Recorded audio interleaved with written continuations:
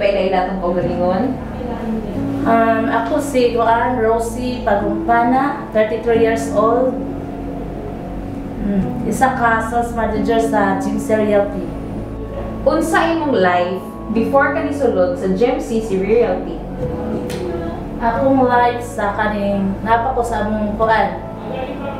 Magatiman ra sa akong mga anak. Tapos ga-online selling ko ng mga beauty products. Lisod yun ang life so nga nara sa balay, walay income. Karon dako na og matabang kay nana ko sa realty.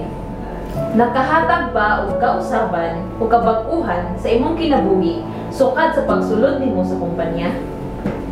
Dako kayo nahatag kay kaning pagsulod na ko ani Jimsy, nakamotor ko o kini akong balay na ayo pud namo. Tapos nahimo ko sa sales manager galing sa aning kumpanya. Ug dako kay akong pasalamat aning kumpanya. Unsa imong mga nakatunan sugod sa pagsulod nimo sa kumpanya ug unsay imong maitambag sa mga bag-o o musuluray pa lamang sa GemCC Realty? Ang akong nakatunan sa pagsulod sa GemCC, sa mga tambag ni Sir daghan kaayo.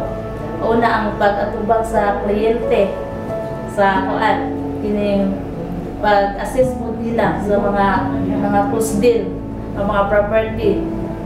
Dayon ako advice sa kanang bag-ong musulod is maningkamot lang yun.